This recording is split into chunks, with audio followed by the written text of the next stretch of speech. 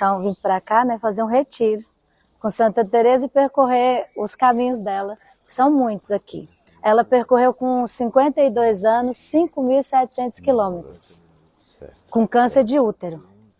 E foi quando Deus chamou ela a reformar e a fundar Novos Carmelos, né? Então ela andou muito. Mas o que a gente pode resumir de Santa Teresa? Assim, qual era o desejo mais forte do coração dela? Eu quero ver Deus. Então eu queria que você pedisse essa graça também hoje aqui. Antes da gente começar a falar de oração, a gente deseja, eu quero ver Deus. Sabe aquele desejo dos gregos? Mostra-nos o Pai, isso nos basta. Era o desejo de Teresa. Eu quero ver Deus, eu quero ver o Senhor. E é tão forte isso que com 7 aninhos ela e o irmãozinho, Rodrigo, eles fogem para morrer mártires, porque ela queria ver Deus. Aí ela entendeu assim, como é que eu faço para ver Deus fácil, rápido, direto, morrendo mártir? Então com 7 anos ela já tinha o desejo de um martírio profundo no coração de Deus. E esses dias, sim. Só, e aí, só um momentinho. Oi. É porque nós temos que daqui a pouquinho, né? Daqui é para lá. Então dê uma introdução bem aí que a gente aí lá você continua. Continua, né? E aí desse desejo de querer ver Deus, ela começa todo o itinerário dela. Aí a gente viu com os guias, com todo mundo, né? Que só para a gente poder entrar, né? Porque senão fica muito. Porque ela escreve as moradas. Ela já tem 67 anos. Ela já tem 62 anos. Ela já está 5 anos antes de morrer. Então é o mais alto grau da espiritualidade teresiana. Ela escreveu 14 livros. E mais de 14.862 cartas.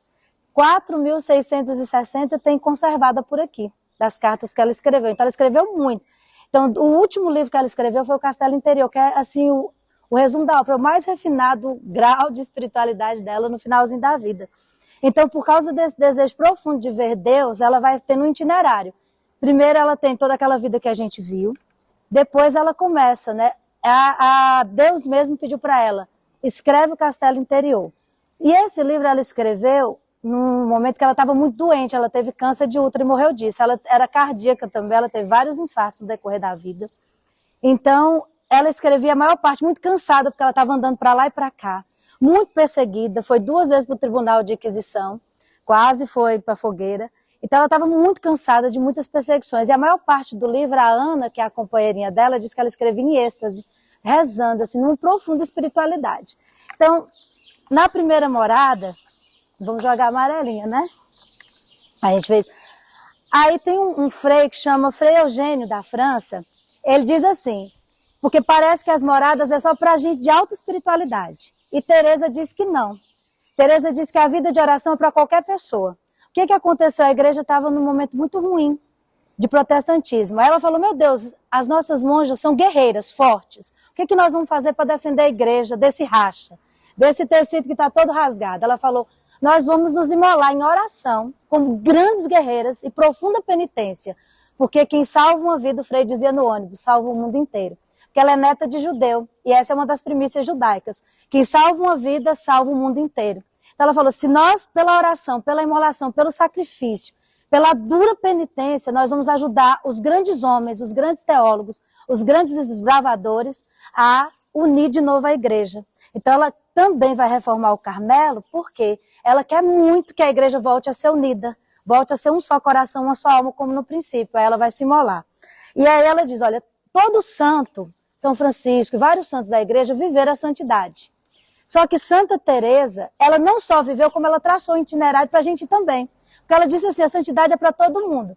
Só que Santa Teresa fala que a santidade é para todo mundo em 1500 e pouquinho, onde a santidade era só para os padres, para a hierarquia da igreja, para os religiosos, e não para todo mundo. A mulher comum, a dona de casa, o pai de família, o homem da roça não podia ser santo, né? Na mentalidade da igreja de então. Só quem podia ser santo é alguém que tinha uma grande vida de oração. E Santa Teresa diz não. Lá naquela época, que João Paulo II defendeu profundamente no Concílio Vaticano II a santidade para todos. Então, Santa Teresa diz, a santidade é para todo mundo, a vida de oração é para todo mundo.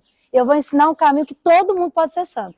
Bem fácil e de qualquer pessoa, de qualquer lugar, pode ser santo. Então, Fala assim comigo, eu quero ver Deus. Eu quero ver Deus. E eu quero ser santo. Eu quero ser santo. Ser santo não é um luxo. Ser santo não é um luxo. É a minha vocação. É a minha vocação. É o desejo de Deus para mim. O desejo de Deus para mim. Então a gente só entra nas moradas se a gente entender que a santidade é para todo mundo. Não é só para Teresa e nem tampouco para Santa Terezinha, nem só para o Frei, nem só para nós de comunidade, nem só para o Papa, o Padre Severino. É para cada um de nós. Então não é um luxo, não é algo assim, ai, Deus me livre, ai, é só para... Não, a santidade é para toda pessoa.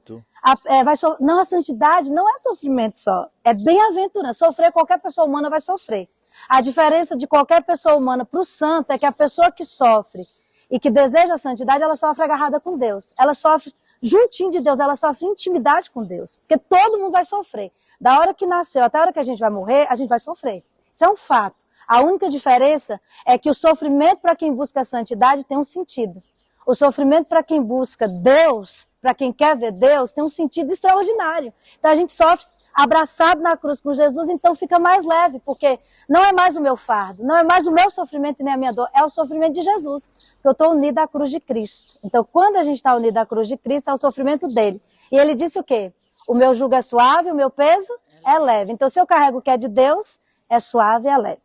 E aí ela diz assim, ó, na primeira, a gente está fora do castelo, aqui faz de conta que vocês estão vendo o castelo, tem uma ponte, tem um lago. Fica fora do castelo.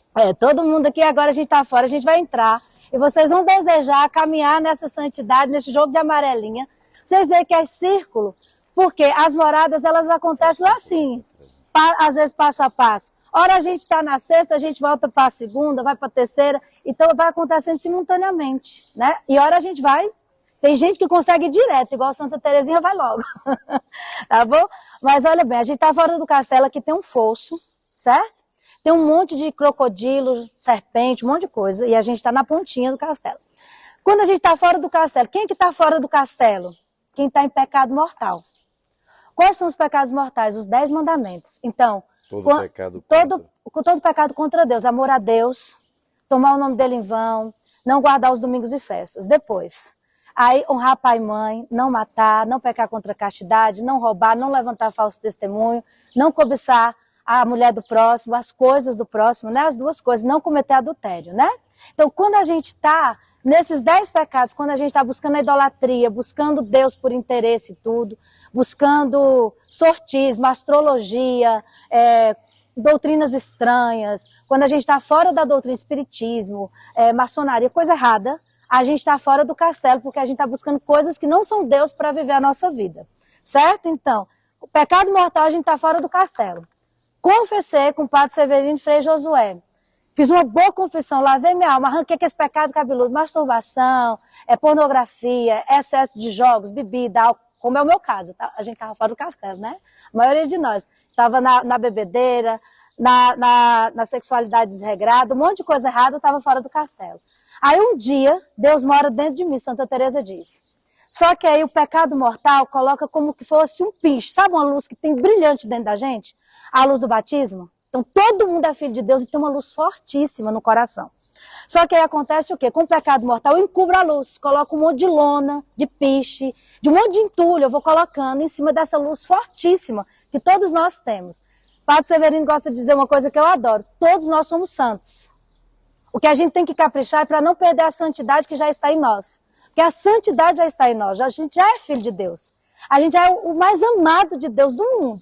Só que um dia a luz de Deus dá uma explodida assim nesses panos que estão encobrindo e a gente começa a enxergar Deus. A gente começa a sentir Deus. Não lá no céu, mas dentro da nossa alma. Não como um juiz castigador com cacetete na mão para dar uma na nossa cabeça quando a gente erra. Mas como um pai amoroso que está doido para ver a gente feliz. Está doido para ver a gente se dar bem na vida eterna no céu, né? Então, a gente tira o piche, a gente tira os pecados pela confissão sacramental com o padre. Aí a gente entra na primeira morada. Confessou, está na primeira morada. E aí Santa Teresa diz que, o que é oração? O que vocês acham que é oração? Conversa com Deus. Conversa com Deus, o que mais?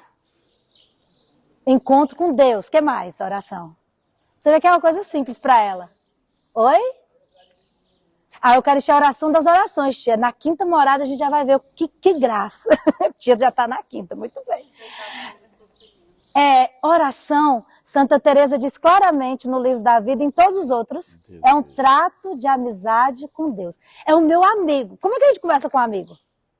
Não, a gente não tem intimidade, a gente fala, a gente corneta ele, fala, essa roupa tá feia, né? Você tá com CC, vamos mudar de vida, a gente fala coisa boa, a gente tá na alegria, na tristeza, ele pode contar com um amigo de madrugada, de dia, de noite, não é? Então, para Santa Teresa, a oração é o trato de amizade com Deus. É o meu amigo, onde eu falo tudo e ele me acolhe. Onde ele fala tudo para mim, ele me pede o que quiser que eu faça, porque ele é meu amigo. Então, na primeira morada, entrei e a porta do castelo é a oração. É quando eu desperto, eu preciso rezar. Eu já tenho uma nova vida, eu já saí do pecado mortal, mas como é que eu faço para me manter na graça, para não pecar mortalmente de novo, para não sair de novo do castelo? Oração. Aí a gente começa a rezar e rezar. Aí o Frei falava, né? Santa Teresa mandou queimar os livrinhos de devoção, as diversas devoções. A devoção não é ruim, ela é muito boa. Só que eu preciso entender que a oração que transforma o meu coração é quando eu pego essa devoção e aplico ela na minha vida, na minha história, no meu dia a dia. A oração que mais muda o nosso coração, transfigura a nossa alma, faz a gente estar na primeira morada e começar o combate com o demônio que não quer que a gente entre no castelo, que ele é o nosso grande inimigo. A gente começa a fazer essa oração que eu rezo, aplicar na minha vida, para transformar meu dia a dia, meu cotidiano, básico, de mãe, de pai, de mulher, de homem, de jovem. A oração é para desde a criança na barriga da mãe até o idoso que vai morrer daqui a pouquinho. Então a oração não tem distinção de pessoa, é para todo mundo. Então eu entrei na primeira morada. Na primeira morada, vai ter um espelho. Imagina um espelho, pega o celular de vocês, vocês olham o espelho, né? Quem está com o celular, mas não vê o WhatsApp, só olha o espelho do celular. Tá bom? Na primeira morada, Santa Teresa diz assim, o autoconhecimento, o alto do alto, é o manjar, é o pão com que nós comemos todos os manjares. O autoconhecimento, se a pessoa não conhece quem ela é, qual é a raiz de pecado dela? Quem aqui sabe qual é a sua raiz de pecado? O pecado que você mais peca, cada um de nós tem uma raiz. Uns são mais irados, uns são mais preguiçosos, outros são mais tendentes à sexualidade, aos prazeres, aos gostos. Eu só como o que eu gosto. Tem gente que acha que o pecado da gula é só comer demais, né? Mas o pecado da gula é também comer só o que gosta, só o que dá prazer. Né? Que é também outra vertente, só aquilo que me apetece. Também é gula. Inclusive não comer, né? Anorexia é bulimia, um pecado de gula. De gula, exatamente. Porque a gente vai uma coisa, se você quer ir para o inferno direto, sem escala no purgatório, é só fazer o que você gosta. Só fazer o que te dá prazer, Santa Teresa diz. Escala direto, sem passar no purgatório, fazer só o que eu quero, só o que eu gosto, só o que me dá prazer sensível, dos olhos, dos ouvidos, do paladar, do tato e do cheirar. Se eu faço só o que eu quero e só o que eu gosto, inferno direto. Como é que eu faço para ser santo rapidinho? Me desgostar. Provocar inúmeros desgostos durante o dia. O que é desgosto? Eu gosto de laranja. Por amor a Jesus, eu não como laranja. Eu amo chocolate. Por amor a Jesus, eu gosto, me apetece. É um trem que me dá um prazer imenso. São coisas pequenas e coisas grandes. Quero ter uma relação sexual fora do casamento. Não posso. Então eu vou oferecer esse gosto por amor a Deus. Quero olhar para uma mulher que não devo. Ou um homem, sei lá. Né? E aí eu baixo minha vista porque isso me dá prazer, me dá gosto. Eu não faço. Por amor a Nosso Senhor. Então, quer ir para o céu mais rápido assim? Desgostar muitas vezes no dia, fazer muitos desgostos no seu dia. Vencer a si mesmo. Aí na primeira morada você olha o espelho e você começa a se olhar a partir de Deus. Só que com Deus dentro do seu coração, confessado em estado de graça você consegue. Segurado na mão dele, aí ela segura na mão dele e vai para esse itinerário de descoberta. Eu olho no espelho e aí eu vejo um monte de coisa feia. Não é assim?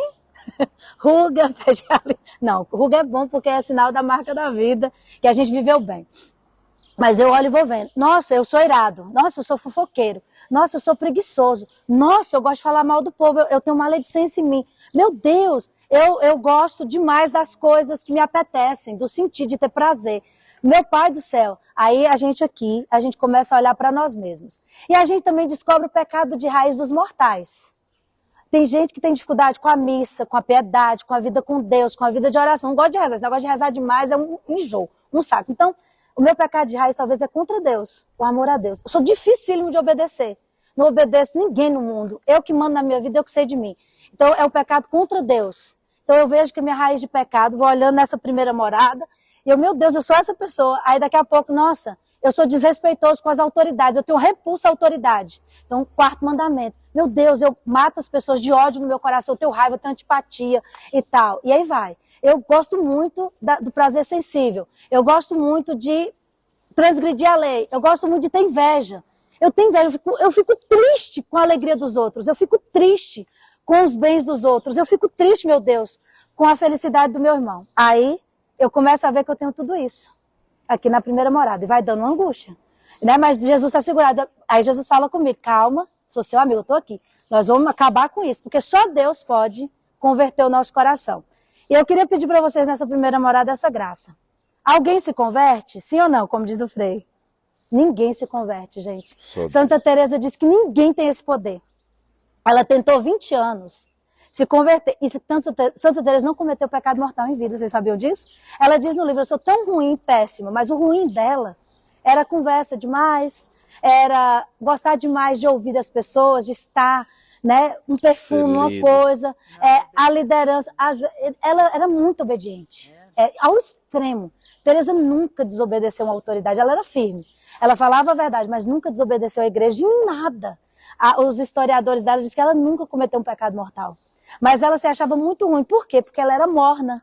Porque ela era tíbia. Ela fazia o mínimo necessário para se manter na igreja. Ela fazia o mínimo necessário para estar aqui. Ela fazia os 150 salmos toda semana, nesses 20 anos de aridez. Ela fazia missa diária, ela fazia oração, ela estava com Jesus, mas ela não tinha intimidade. Então o pecado de Teresa, quando Jesus olha para ela aqui nesse mosteiro chagado, diz que foi, Teresa. Você vai deixar de falar com os homens para falar com Deus. Eu estou muito chateado com você. Que amigo fala, né? Estou chateado, você não está fazendo o que eu... Então, Teresa tinha um alto grau de santidade, ela tinha uma grande missão. Ela, única, irrepetível e original, não tinha ninguém dela para ser ela. Então Deus falou, você está perdendo tempo, minha filha. Perder tempo é um pecado grande para quem tem uma grande missão. Perder tempo é um pecado gravíssimo para quem Deus chamou a salvar outras pessoas, como era o caso de Teresa. Então, a dor do coração de Teresa era a dor do coração de Jesus que Teresa provocava era a perda de tempo. Era a tibieza, era a mornidão, era se contentar com um salário mínimo. O mínimo necessário para ser feliz. E aqui ela vê isso. Então aqui é o espelho que a gente olha, a nossa fraqueza, os nossos defeitos. Então fala assim comigo, Senhor, entra comigo nesse castelo. Entra comigo nesse castelo. Eu abro as portas do meu coração. Eu abro as portas do meu coração. Porque a conversão, a mudança de vida, é uma obra do Espírito Santo. É uma obra do Espírito Santo. Eu quero. Mas o Senhor tem que querer mais que eu. Mas o Senhor tem que eu quero. E o Senhor quer mais que eu, Senhor. Só vamos cantar esse refrãozinho assim, ó. Eu abro as portas do meu coração, te dou livre acesso, Senhor. Eu abro as portas. Eu abro as portas do meu coração, te dou livre acesso. Pede a Deus para entrar com você. Eu abro, Senhor. Eu abro as portas do meu coração, te dou livre acesso, Senhor. As portas do meu coração, te dou livre acesso. Todo mundo abre? Se você der uma brechinha para Jesus, ele entra e faz, ó, uma transformação de poder. Ele faz tudo, porque o que ele mais quer é ver que a gente está feliz e grande. Amém? Então, aqui, aí é que a gente começa a se conhecer um pouquinho. Agora, eu quero dar uma boa notícia, Frei. O senhor sempre diz, olha, o batismo no Espírito Santo. Quem aqui já experimentou essa graça do batismo no Espírito Santo? Levanta a mão. Quem não experimentou, peça, porque com o batismo no Espírito Santo, a gente pula da primeira para a terceira. A gente dá um salto, porque a gente já começa a sair do pecado mortal, começa a ter vida de oração. Na segunda, a tentação, aqui entra o demônio. Ele entra com força. Aqui, do tanto que Deus quer a nossa salvação, o ofício do demônio é nos perder. O ofício do demônio é desviar a gente do céu. Fazer com que a gente perca o caminho rumo à eternidade. Então o ofício dele é esse. Então aqui ele começa a vir com força tentando. Você não vai dar conta, isso não é para você, isso é coisa de gente grande, isso é coisa, é um luxo, é um orgulho ser santa, essas coisas. Então aqui ele começa a tentar. A gente é uma canseira que a gente experimenta aqui. Chega à exaustão. E a gente começa, eu vou, não vou. Então aquela canseira Devagar, aqui um na pouquinho segunda mais morada. devagar, Débora. Oi, Frei? Um pouquinho mais devagar. Mais devagar, né? Então aqui... que eu empolguei. Aqui na segunda morada o demônio tenta, mas tenta com força. Tudo. Toda a nossa fraqueza que a gente descobriu aqui, ele vai vir com força. Agora, quero dizer para quem é de caminhada também. Tudo que a gente venceu aqui volta com força de novo, depois de um tempo. Tenho 20, 30 anos de caminhada, 40. As mesmas inclinações que eu tenho aqui, elas vão me perseguir até lá. O demônio vai tentar na minha fraqueza até chegar lá, na minha morte. Na hora que eu vou me encontrar definitivamente com Deus. Então, é uma coisa que a gente precisa, ele dá uma volta, o mal, como dizem Jó, né? Andei dando volta. Ele dá uma volta, muda de figura, muda de roupa para nos tentar com a mesma coisa de outro modo. E a gente, ele é muito inteligente. E a gente sem Deus é presa fácil dele. Agora, uma graça para nós, que Santa Teresa diz, e também São Pedro, ela é louca por São Pedro também. O demônio é um cachorro amarrado, não é isso? É um cão amarrado que só morde quem toca nele. Se você for para perto do demônio, ele te toca com aquilo que você é fraco. Mas se você sai de perto, se você resiste à tentação, ela fugirá de vós também. Então, vamos pedir essa graça aqui na segunda morada? Pensem no seu pecado mais cabeludo. Aquele que mais faz você ser humilhado. Aquele que mais te passa uma rasteira. Aquele pecado que mais deixa a gente assim, envergonhado até de confessar.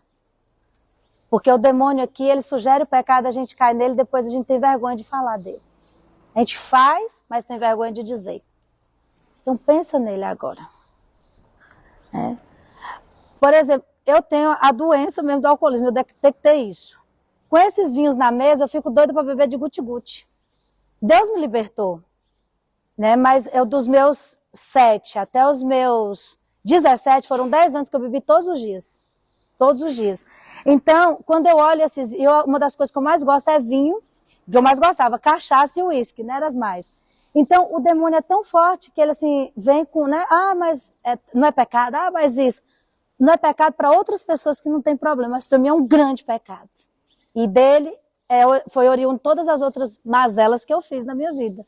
Então, então a tentação muda de figura. Nossa, estou num contexto religioso, está tão lindo, mas ela vem com outra roupagem. E eu sei da fraqueza de pai e de mãe, né? Minha família, tanto de pai quanto de mãe, tem alcoólatras. Meu avô morreu. E só 3 meses antes da morte que ele não bebeu. Então, a gente tem no DNA a genética do alcoolismo. Então, é uma tentação que o demônio vem sugerindo toda hora. Que a gente precisa estar vigilante para a gente não cair. Coisas grandes e pequenas. Só um momentinho, Débora. Muito importante, gente, percebermos esses demônios domésticos. Isso, Frei. Demônios que já atacam a nossa família há gerações. Alcoolismo, problema de adultério, separações. Vícios, né? De Vícios toda a natureza. também, questão religiosa. A família, de vez em quando, muda de religião, ou aquela confusão religiosa. Né? Procura falsas doutrinas, Falsas doutrinas. Abortos, assim, sabe?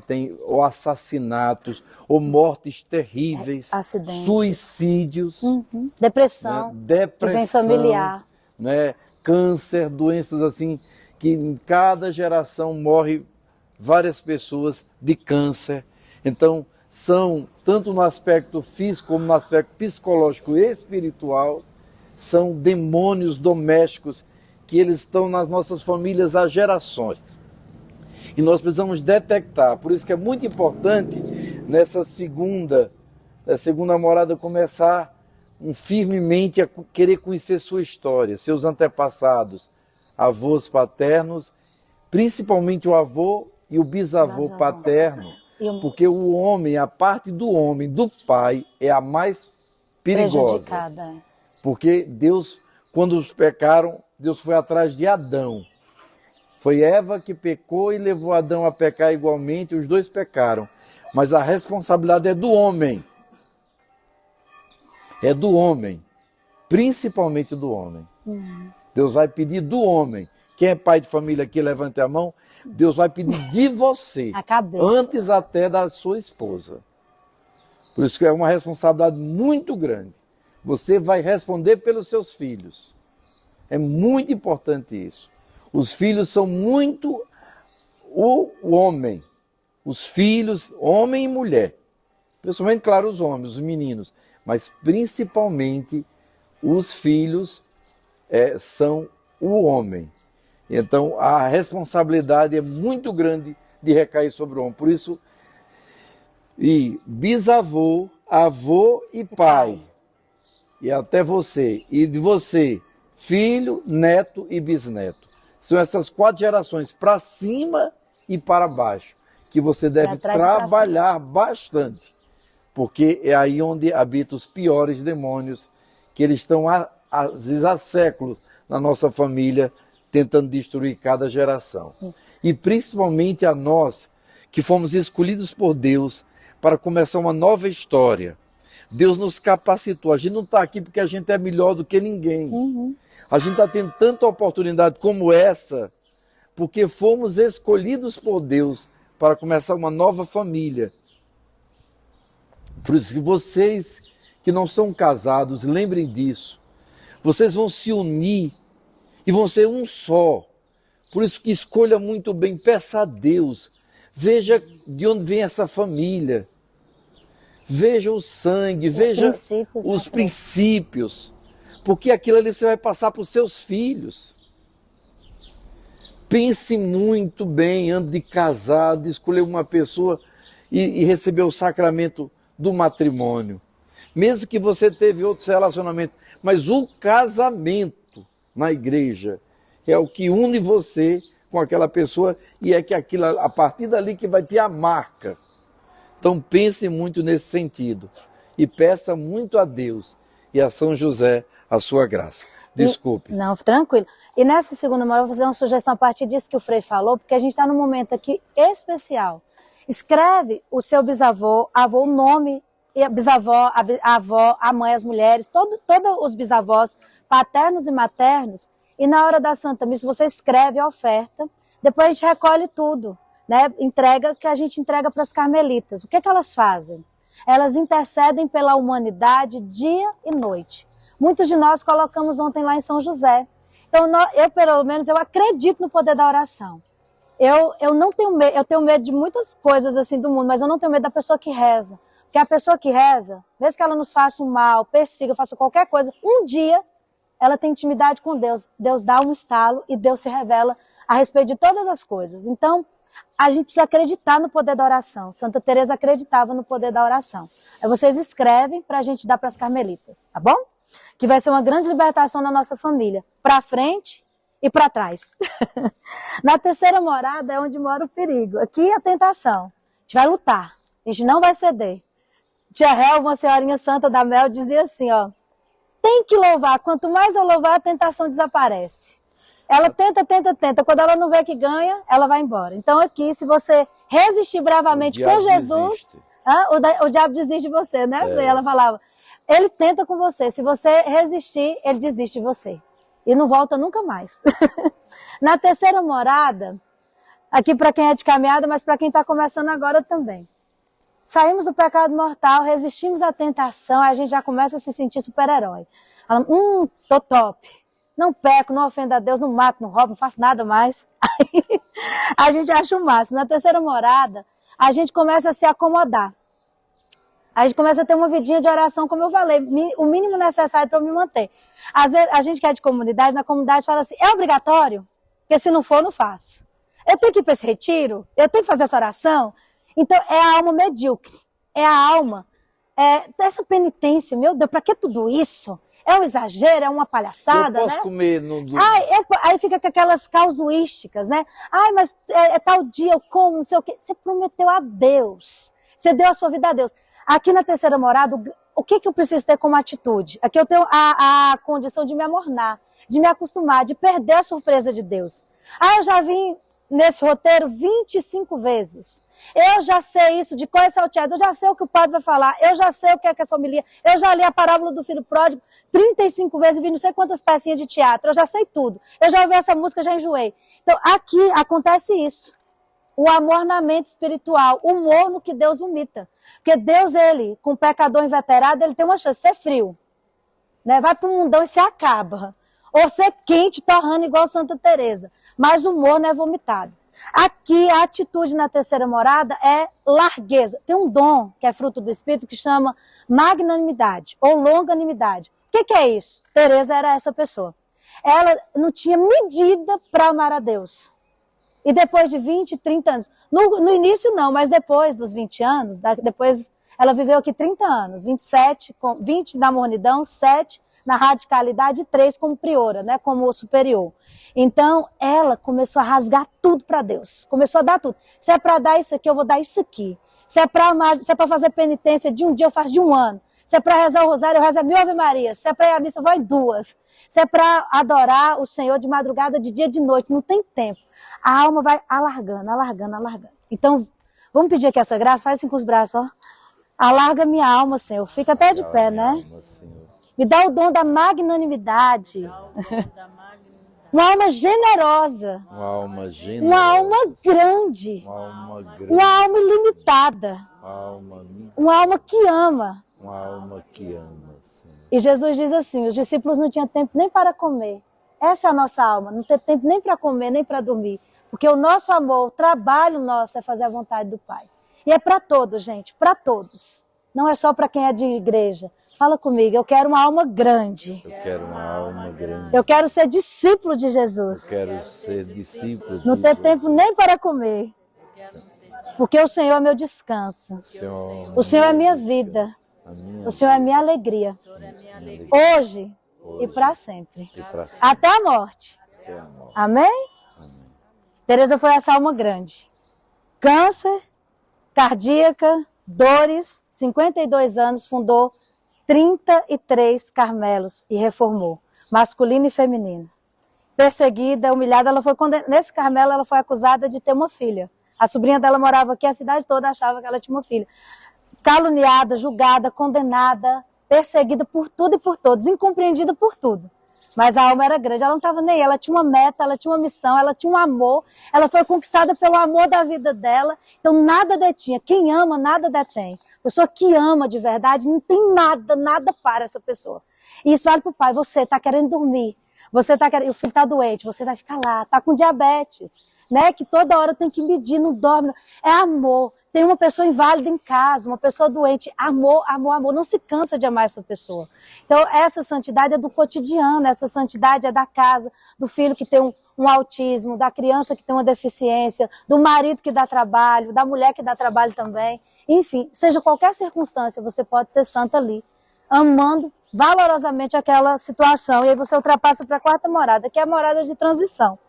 Aqui a gente começa a ter oração profunda. Ela fala oração de recolhimento, oração de quietude aqui. Aqui eu costumo dizer que é o repouso no Espírito. Quem aqui já repousou no Espírito? Que é uma oração fortíssima. Aqui é uma graça que começa a ação da graça. Aqui a gente luta, nas 3 primeiras. Aqui a gente descansa em Deus para Deus fazer a obra. Aqui a gente começa a purificação forte. Aqui a gente começa a ser iluminado. Como o Frei dizia, São João da Cruz e Santa Teresa, né?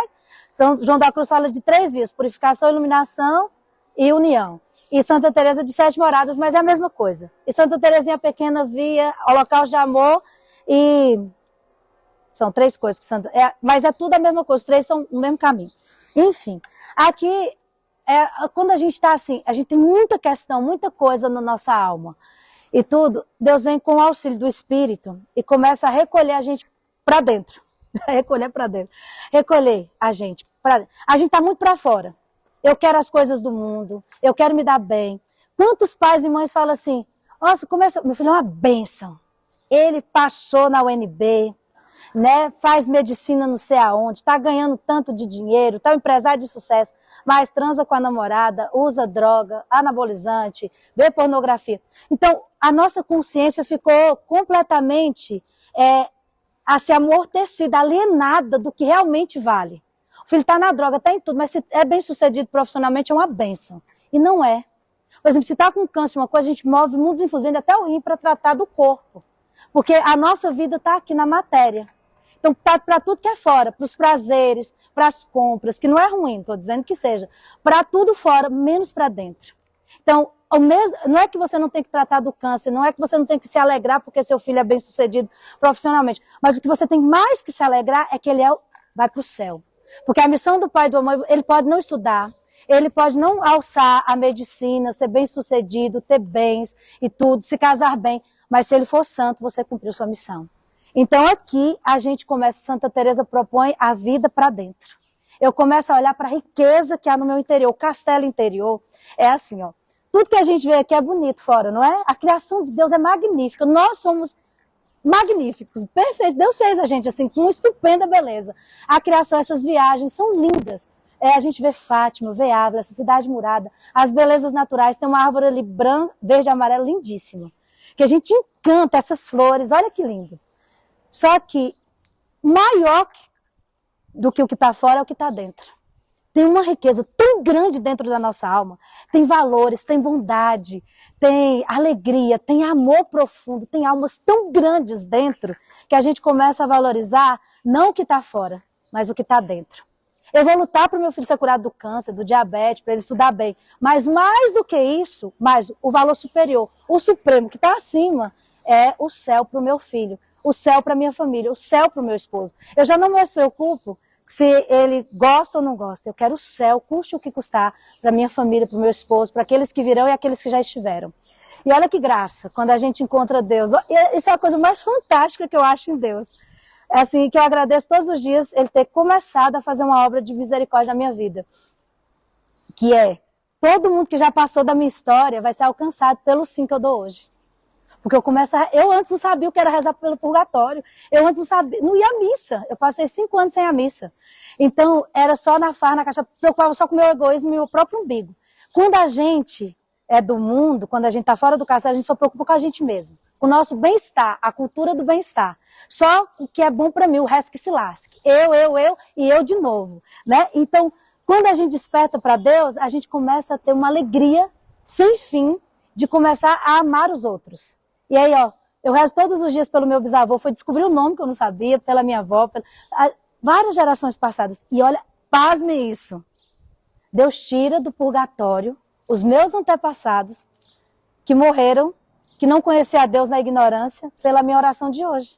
Não é fantástico isso? Então, porque a gente começa a olhar não para o que passa, mas para o que é eterno. A gente tira os olhos da materialidade somente, não que a gente não tem que tirar, a gente é corpo. A gente tem que, Deus nos fez para aqui, a gente tem que fazer algo aqui, criar aqui, não é problema nenhum. Só que eu tenho que estabelecer a hierarquia de valores. E a hierarquia de valores precisa ser o céu primeiro. Tudo que é eterno primeiro e depois o que é material, depois. Porque Deus diz, buscai primeiro o reino dos céus. E tudo mais é acréscimo, ou seja, casar é acréscimo. Até uma vocação de uma vida religiosa e tudo é o acréscimo, porque é o Deus da vocação. O que eu como, o que eu bebo, o que eu viajo, é acréscimo. E se eu estou no céu, na glória, quero o eterno, o acréscimo vem. Então aqui começa o recolhimento, eu começo a olhar para dentro. Eu começo a ver dentro virtudes, valores, bondade. A minha história também ruim, de coisas ruins, eu começo a olhar a boa também. Então eu tinha um avô que rezava, percorria 7 quilômetros para ir para a missa, chamava Miguel Arcanjo, era um homem de muita oração. E assim a gente vai vendo que há coisas maravilhosas, porque a gente começa a olhar para as coisas boas que há no nosso interior e a gente começa a rezar aqui com intimidade com Deus. Agora aqui, tia, na quinta morada, aqui é a transição. Eu começo a olhar para o interior, começo a parar de lutar fora e começo a lutar dentro. Aqui, transição, recolhimento e quietude. Meus sentidos começam a quietar, eles começam a não demandar tanto. Antes eu gostava muito de chocolate, agora eu vivo sem.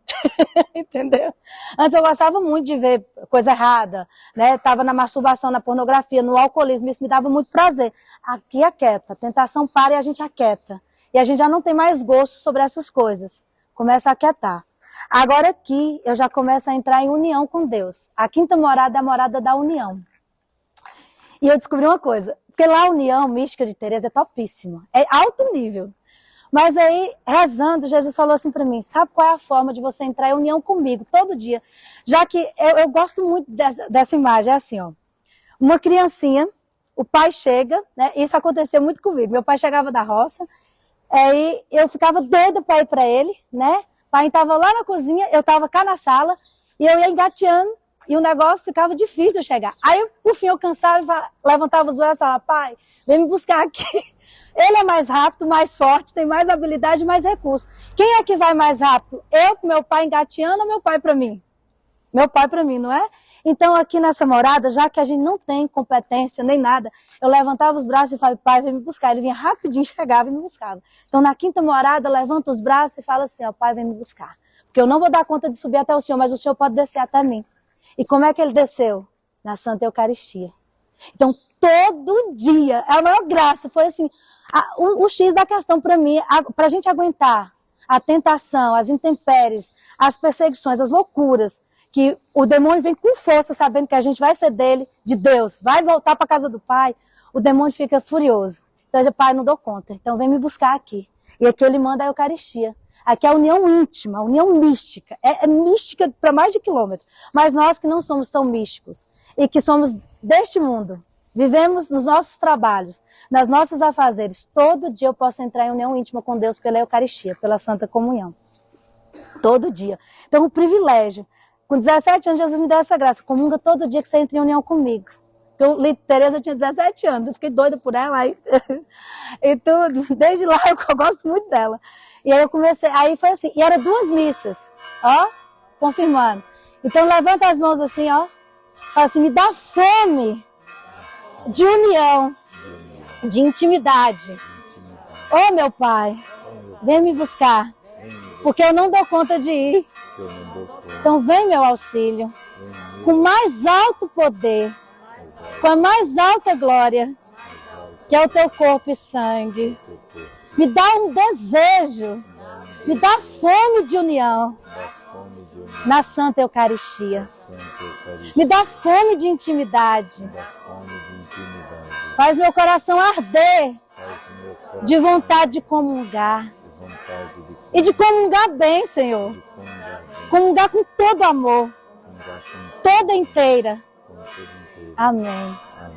Eu queria pedir nessa morada para vocês a graça de comungar bem. Porque vai passando o tempo, a gente se acostuma com a Eucaristia.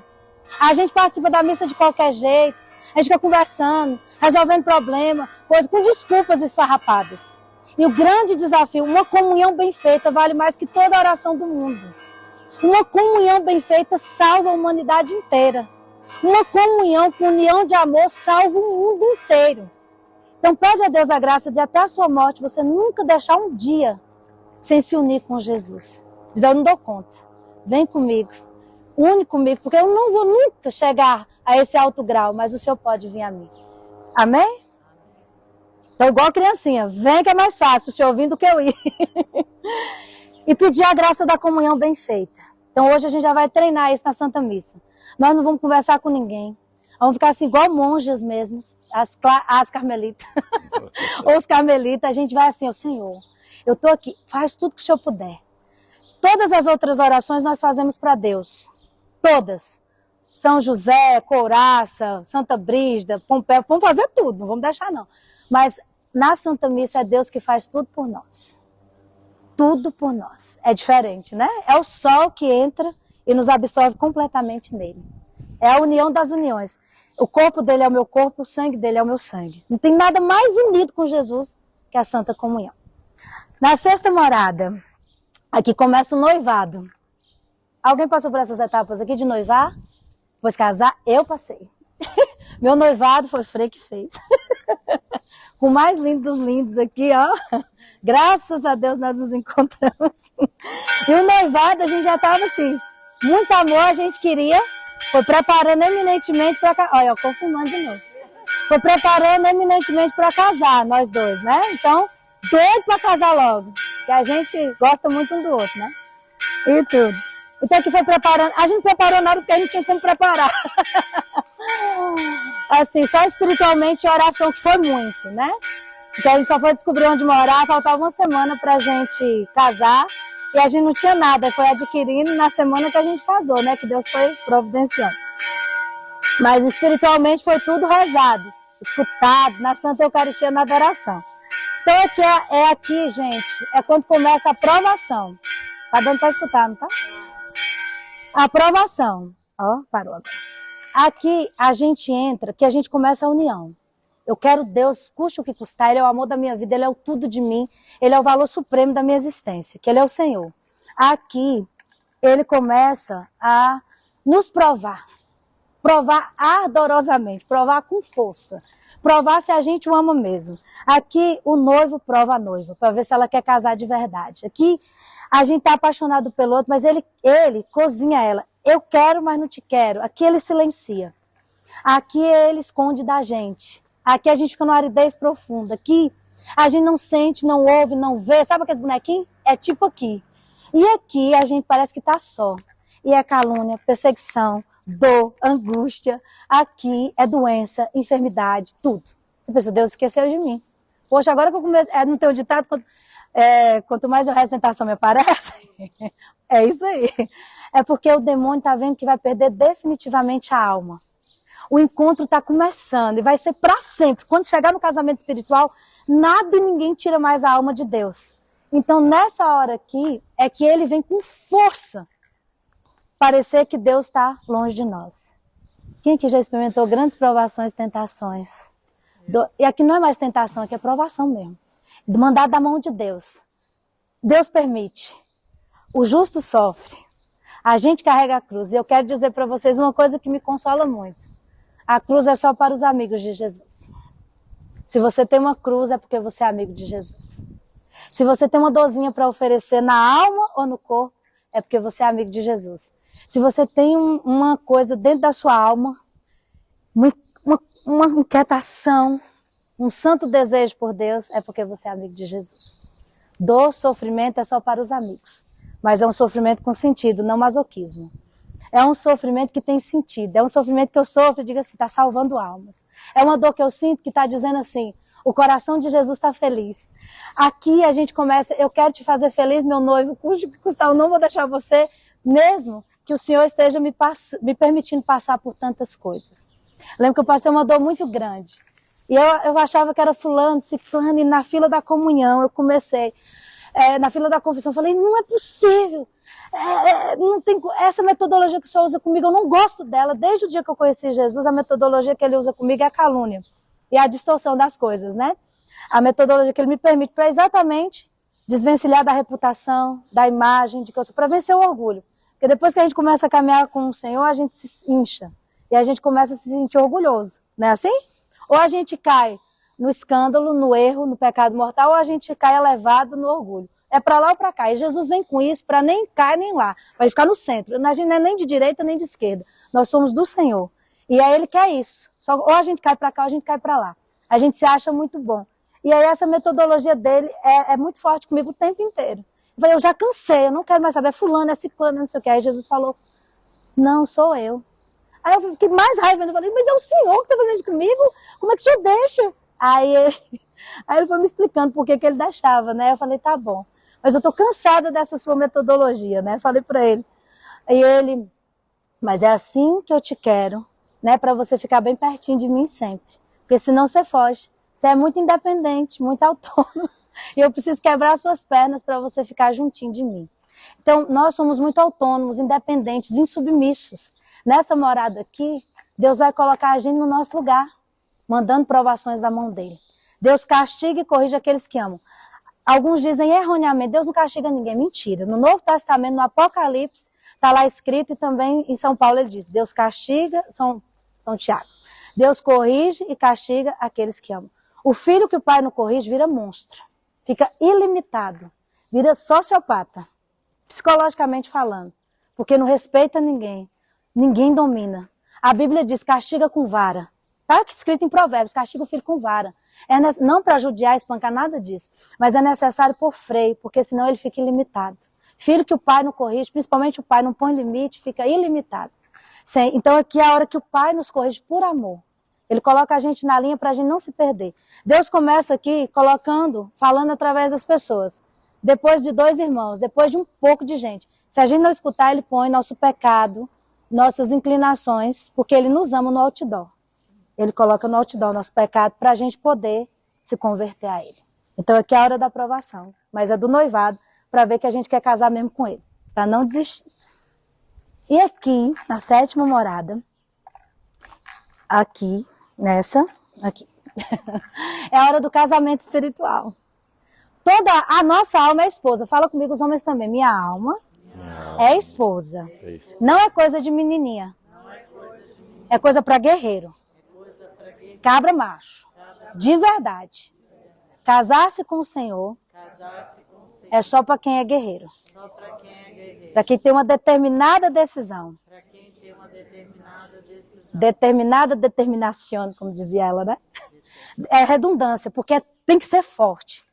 Na segunda morada eu tenho que ter uma determinada decisão de seguir em frente, senão eu desisto. Não achar, não é para mim. É para nós. Eu tenho que repetir toda hora. É para nós. É para mim. É para você. Para qualquer situação. Aqui eu me caso com o Senhor. Sabe o que é o casamento? Para ela foi místico, né? Ela começou aqui. Aqui ela teve a transverberação. Ela foi flechada. A lança de Jesus, Frei explicou ontem, para alguns, nem todo mundo ouviu, mas a transverberação, transubstanciação, transverberação, é uma transformação. O que aconteceu? A lança que espetou Jesus no coração, aquela lança, a lança no Calvário, o Frei dizia muito bem, estava morto. Jesus estava morto. E essa lança espetou espiritualmente, que dói mais que carnalmente, o coração de Nossa Senhora. O mesmo coração traspassado de Nossa Senhora traspassou Santa Teresa. Ela foi traspassada com a dor aqui. Então, a dor e o amor aqui andam juntos. Mas eu quero. Ela sentia tanta dor, mas tanta dor física, mas também tanta dor de amor, mas um gozo, um prazer imenso de estar fazendo a vontade de Deus aqui. Então, quando a gente está nessa morada, é aqui que ela foi transverberada. Tem aqui a celinha da transverberação dela, onde o anjo ou o menino Jesus transverberou o coração dela. Casou, né? Começou esse processo de amor. E aqui é o casamento espiritual. Aqui a alma se une, assim, ó, faz assim comigo, ó. Assim, assim, assim. Mas une mesmo, gruda os dedos. Casal de namorado, quando tá namorando, Silvinha ainda faz isso comigo, obrigado, Senhor. Mas a gente anda assim com a mãozinha entrelaçada, não é? Depois que casa, um na frente, outro atrás. Mas namorando é assim, ó. Quando casa logo de novinho, assim, né? Desse jeito. É assim que a alma fica com o Senhor, unida. E sabe o que é mais bonito aqui? Que é simples, a gente pensa, e é realmente uma alta experiência mística. A alguns Deus vai dar essa experiência mística altíssima. Deus escolhe, Deus elege, é Ele que dá essas experiências místicas. É Ele que faz na alma, não é a gente. Mas aqui, como é que eu posso fazer isso na prática do meu dia a dia? O casamento místico com o Senhor. Unir dois personagens importantes na mesma pessoa. Marta e Maria na mesma pessoa. Teresa diz que o casamento místico, a união matrimonial é o quê? Olha bem como é lindo. Eu entender que eu estou na presença de Deus o tempo inteiro. No banheiro, tomando banho, conversando, numa peregrinação, com meu esposo, na relação sexual, quem é casado, no meu namoro, na minha diversão, no meu lazer. Todo tempo eu estou na presença de Deus. A pessoa da sétima morada, ela entende que todo tempo ela está na presença de Deus. Porque eu estou todo o tempo na presença de Deus, eu preciso estar digno da presença real que eu estou, não é isso? Mesmo sem ser na Santa Eucaristia, que é a presença magma, mais linda, mais perfeita, todo o tempo eu estou na presença de Deus. Naquele negócio que ninguém vê, naquele dinheirinho que eu estou negociando na minha empresa, eu estou na presença de Deus. Naquele momento que eu estou no lazer, eu estou na presença de Deus. Naquele momento que eu estou trabalhando com aquelas pessoas, com aqueles funcionários que me irritam, me estressam, eu estou na presença de Deus. Então eu estou na presença de Deus. E aí, o que acontece? Ela foi de muita oração e de muito trabalho. O Frei dizia, ora et labora. Então, aqui nessa morada, Marta trabalhava. Precisa de gente que trabalha para Jesus, sim ou não? Ela servia, ela fazia a comida, ela lavava a roupa, ela arrumava a caminha de Jesus e de mais 12. Mais as mulheres que acompanhavam a casa dela, no mínimo, era 30, 40 pessoas. Então, Marta se preocupava com Jesus, corporalmente, fisicamente, está bem. E a gente precisa se preocupar com isso. Não preocupar, mas se ocupar com isso. Marta, no primeiro momento, antes de ser essa pessoa totalmente transformada pela glória de Deus, ela se preocupava. Depois que ela foi transformada pela presença de Deus, ela tomou consciência que Deus era amigo dela, que escolheu a casa dela, o coração dela para habitar, ela somente se ocupou. Então ela se ocupava das coisas de Deus, de fazer a comida para Jesus, de servir com amor, com alegria, sem reclamar, sem murmurar, porque ela estava na presença de Deus, isso bastava. Então trabalha feliz com alegria. E Maria, que fica aos pés do Senhor, que é essa pessoa de oração. Maria se deleita, Maria é discípula, Maria é um pouco preguiçosa, mas Maria começa a trabalhar também por causa que ora. Então o nosso trabalho, as nossas decisões, a nossa vida parte agora da escuta de Deus. Tudo que eu vou fazer, desde as coisas simples às grandiosas, eu estou escutando a voz de Deus, eu estou em estado de escuta, eu estou em estado de oração. Tudo eu pergunto, vai te fazer feliz, Senhor? Vai te fazer feliz, Senhor? Te agrada? Te agrada? Mesmo que eu não abra a Bíblia, mas o tempo todo meu coração está sintonizado no dele, como Maria aos pés, porque eu estou na presença dele. Então agora, Marta e Maria se unem de novo, ó, as mãozinhas, se unem por amor a Deus. Quer trabalho, quer rezo, estou unida a Deus, eu estou na presença dele o dia inteiro, todos os dias, às 24 horas. No sono, no descanso. Agora já não importa mais se é só isso ou só aquilo. A gente não tem mais só isso ou aquilo. Não é Marta que é melhor, Maria que é pior, Maria que é melhor. Não. As duas estão em união para a glória de Deus. Em união para fazer Jesus amado. Em união para que todas as outras pessoas amem a Jesus. Porque qual é o ofício da esposa? Qual é o ofício da esposa? Amar o marido, servir o marido, não é isso? Então, e agradar o marido, né? Nossa, eu sou ótima nisso, né? Meu Deus, sou eu. Então, olha, tá vendo? Confirmando, gente. Agradar o marido significa gerar vida para o marido, gerar filhos para o marido. É essa a graça, gerar vida mesmo. O casamento só existe para gerar vida. A sexualidade, as outras coisas, é um regalo de Deus. Mas a finalidade principal é vida. Está aberta a vida, é gerar filhos. Então aqui, Marta e Maria unidas geram filhos para Deus. Mais de 700 Carmelos ao redor do mundo inteiro. Todas as capitais brasileiras têm um Carmelo Reformado de Santa Teresa e alguns interiores. No mundo inteiro, gerar vida, vida, vida e vida. E essa mulher, até hoje, gera vida, vida, porque está casada, unida intimamente. Marta e Maria na mesma pessoa, sem brigar. Pacificados, em paz, na presença de Deus, para a glória de Deus, para manifestar a glória de Deus, na família, no trabalho. Cada um de nós é convocado. Alguns de nós, por exemplo, de comunidade, nós temos um reduto fechado aqui. Vocês todos têm um reduto abertíssimo, um campo aberto de missão.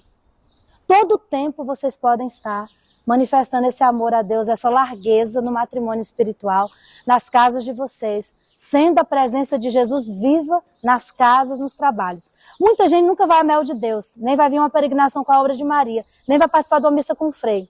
Mas vocês, pela graça que vocês encontraram aqui, por esse amor apaixonado, por essa determinada decisão de servir a Deus, de dar a vida por Ele, com largueza, sem mediocridade, sem mesquinharia, sem se preocupar consigo mais, sem olhar para o seu próprio umbigo, olhando para o céu, olhando para... Olha que lindo esse céu, olhando para o céu, não é lindo?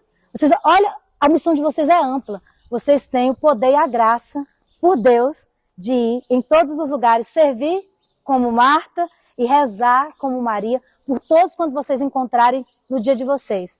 Lá na Mel de Deus, os meninos de vida, a gente tem uma meta, todo dia, rezar e amar 3 pessoas.